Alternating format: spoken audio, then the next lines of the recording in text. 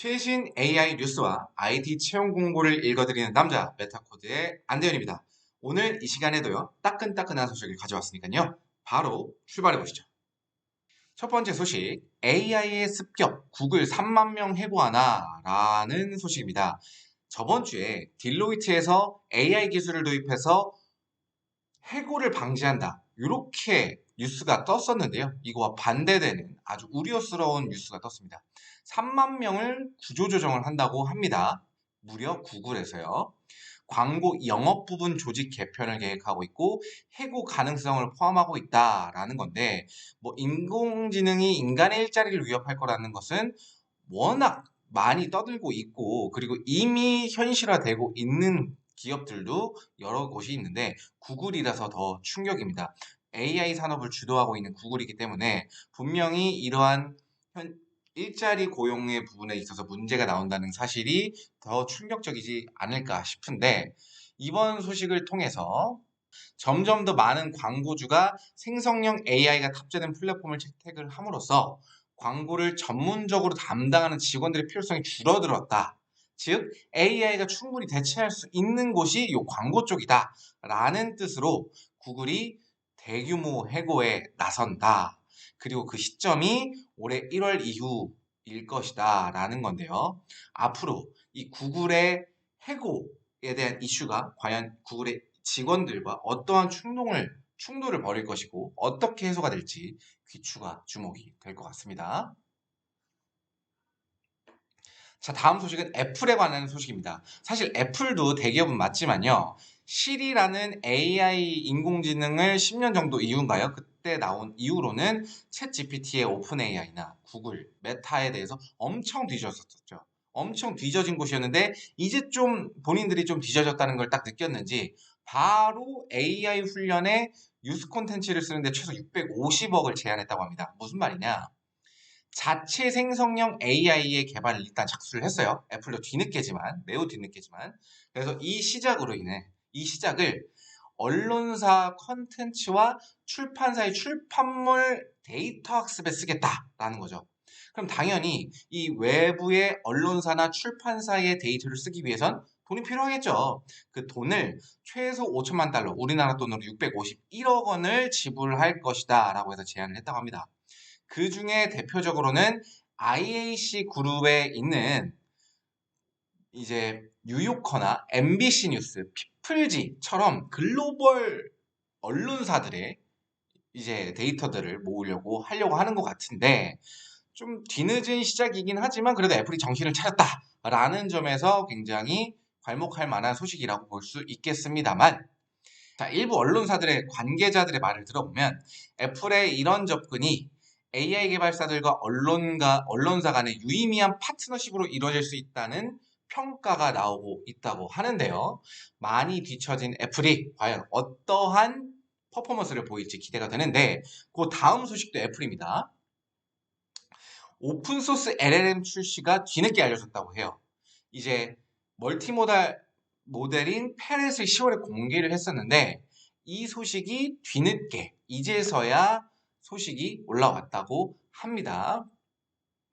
애플이 온디바이스 AI의 효율을 극대화하려는 논문을 발표하고 관련 논의가 활발해지는 과정에서 일부 전문가들이 출시 사실을 알아차리고 이를 SNS에 공유하기 시작을 해서 이제야 좀 떴다고 하는데요. 이 내용이 뭐냐면 이미지 내 모든 모양이나 세분성에 대한 공간 참조를 이해하고 개방형 어휘 설명을 정확하게 기반으로 삼을 수 있는 새로운 멀티모달 대형 언어 모델이라고 소개했다.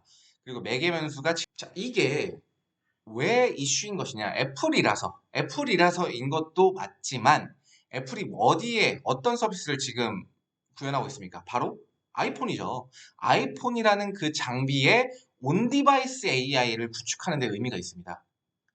그 안에다가 칩을 넣어서 AI를 구동한다는 게 굉장히 혁신적인 기술인 건데요. 그에 더불어서 오픈소스 LLM이 출시가 되면 이 아이폰에도 이 LLM 서비스가 탑재가 될 수도 있다는 가능성이 있다는 것이죠. 그래서 애플이 물론 다른 기업들과 조금 뒤처졌다고 볼 수는 있겠지만 이러한 속도나 애플의 장점만을 잘 활용을 하면 굉장히 좋은 결과를 낳을 수도 있겠다라고 보여집니다. 자, 다음 소식입니다. 미드저니에서 접근성을 높인 웹 이미지 생성기 알파를 출시를 했습니다. 미드저니 하면 텍스트를 기반으로 해서 그 텍스트에 맞는 이미지를 생성해주는 생성형 AI 기업으로 유명하잖아요.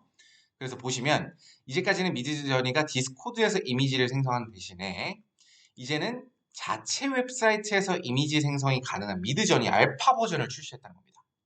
디스코드에서만 이미지를 생성을 했다는 좀 불편한 감이 있었는데 이제는 아예 자체 웹사이트에서 이미지를 생성해 버린다 이거죠. 접근성이 더 뛰어나다는 겁니다. 이 미드저니가 텍스트에서 이미지로 바꾸는 이미지 생성형 AI 기업에서는 거의 탑급인데요. 이러한 알파 출시로 인해서 이 경쟁력을 더 확보할 수 있겠다라는 소식이라고 이해해 주시면 될 것 같은데 이게 더 중요한 이슈가 뭐냐? 미드저니가 버전 6도 올해 안에 출시한다고 밝혔다라는 게 이슈입니다. 정말로 그 이슈가 현실이 된 건데요. 미드저니가 V6를 출시를 했습니다. 네, 더 나은 버전으로 업그레이드를 했다라는 거죠. 알파 버전과 함께 더불어서. 다시 정리하면 미드저니가 이제까지는 디스코드에서 이미지를 생성하는 대신에 자체 생성력 서비스를 만들어서 접근성도 높였고 그 퀄리티도 훨씬 더 높게 만들기 위해서 V6를 출시를 한 겁니다. V5.2가 출시한 지난 7월 이후에 5개월 만의 성과예요. 정말 AI 산업의 산업 성장 속도가 굉장히 빠른 상황이다라는 것을 미드저니의 사례에서 볼 수가 있는 것입니다. 자, 여러분 마지막 뉴스입니다. 챗GPT가 뭐 모든 도메인에 다 활용이 될 것처럼 생각하실 수가 있는데요. 그렇지 않습니다. 아직도 발전해야 될 부분이 많아요. 챗GPT가 금융 분야 사용에는 아직 시기상조라는 내용입니다. 챗GPT와 같은 대형 언어 모델이 수치 계산이 필요한 회계, 재무나 금융 분야의 질문에는 대답하지 못하는 경우가 많았다는 연구 결과가 나왔습니다. 스타트업 페트로노스 AI가 미국 증권거래위원회의 재무 문서를 기반으로 한 재정적 질문에 대해 LLM이 어떻게 응답하는지 테스트하기 위해서 벤치마크인 파이낸스 벤치를 출시를 했는데 이 파이낸스 벤치를 이용을 해서 챗GPT4랑 챗GPT4 터보랑 클로즈2, 메타의 라마2 등 대표적인 LLM들을 활용을 해서 테스트를 해봤는데 충격적이게도 LLM 4종 모두가 파이낸스 벤치의 150개 샘플 질문에 대부분 대답을 실패했답니다. 대부분 대답을 실패를 했대요. 챗GPT4의 경우에는 액세스 권한이 분열되지 않은 비공개 테스트에서 88%에 대답하지 못했답니다. 88%나. 어마어마한 사실입니다. 자, 즉 아직 챗GPT라고 하면 모든 분야에 사용할 수 있겠다라고 생각하실 수 있겠지만 여전히 발전해야 될 부분들이 많고 속도감 있게 발전은 되고 있지만 앞으로 더 나아가서 해내야 될 과제들, 수행해야 될 과제들이 아직도 많이 남아있다라는 점이라는 것을 보여주는 이슈인 것 같습니다. 자, 채용 공고를 빠르게 알아보도록 하겠습니다. 기본 개발자 부분부터요. 롯데쇼핑에서 커머스 사업본부에서 프로덕트 디벨로퍼, 백엔드 디벨로퍼를 채용하고 있고요. 경력은 3년 차부터 8년 차까지라고 하니까 플러스 마이너스 1, 2년 해가지고 2년에서 9년, 10년까지 채용하고 있다라고 봐주시면 될 것 같습니다. 주요 포인트는 자바 스프링 프레임워크를 기반으로 해서 개발 경력을 갖고 계셔야 한다는 점이 특징적입니다. 채용 공고에 마감일은 없다는 점 참고해 주시고요. 자, 두 번째입니다. 한화비전에서 클라우드 백엔드 엔지니어, 다시 말하면 백엔드 개발자를 뽑겠다 이거고요. 경력은 4년에서 12년이니까요. 미들급에서 시니어급까지 두루두루 채용을 하고 있다라고 봐주시면 될 것 같습니다. 주요 언어로는 랭귀지는 타입스크립트, 프레임워크는 네스트.js를 사용하고 있다. 요 점 참고를 해주시면 감사하겠습니다. 위치는 성남시 분당에 위치해 있습니다. 자, CJ1, C 올리브 네트워크스에서 모바일 개발자를 채용하고 있다는 소식이고요. 안드로이드 개발자입니다. 안드로이드 개발자고 총 경력 5년 이상이니까 4년에서 7년이 베스트일 수도 있겠는데 10년까지도 시니어까지도 볼 수 있겠다라고 봐주시면 될 것 같고 안드로이드 개발자인 점 참고를 해주시고요. 자, 다음은 카카오브레인입니다. 카카오브레인에서 머신러닝 엔지니어를 채용하고 있습니다. 되게 간편한데요. 한번 읽어볼게요. 머신러닝 엔지니어를 채용하고 있고 데이터 엔지니어링 또는 머신러닝 관련 프로젝트를 경험하셔야 되고 파이썬 개발 경험이 2년 이상인 분인데 여기서 관련 프로젝트 경험을 진행해야 된다라는 걸 봤을 때는 2년 이상이라고 적혀져는 있지만 최소 3년에서 4년 이상의 풍부한 경험을 가지고 계신 실무 경험을 가지고 계신 분을 모집하고 있다라고 봐야 될 것 같습니다. 자, 다음은요. 롯데헬스케어에서 데이터 사이언티스트를 채용하고 있습니다. 경력은 2년에서 9년이니까 주니어에서부터 시니어 모두 두루두루 채용하고 있다라고 봐주시면 될 것 같고요. 대표적인 MLDL 모델을 이해하고 차이에 대해서 이해하고 계신 분을 채용하고 있다고 하고 파이썬, SQL, R 등의 프로그래밍 언어로 개발이 가능한 점 너무나 기본적인 틀이겠지만 한번 체크를 해주시면 될 것 같습니다. 자, 카카오 브레인을 살펴보겠습니다. 카카오 브레인은요. 카카오에서 AI에 관련돼서 우리는 전문적으로 사업을 진행해 보겠다라고 해서 작심하고 만든 곳이라고 보시면 될 것 같아요. 인공지능 기반의 카카오톡 챗봇 플랫폼을 만들고 있는데 비단 챗봇에만 AI를 도입하기 위해서 만든 게 아니라 AI 자체에 대한 대부분의 서비스들을 이 카카오 브레인에서 해내겠다라는 것으로 보시면 될 것 같습니다.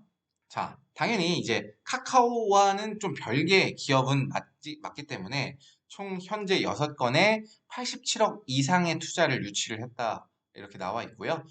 총 직원 수는 222명이고요. 카카오 계열사에 222명인 곳이다 라고 봐주시면 될 것 같고 당연히 성남시 분당구에 오피스가 위치해 있습니다.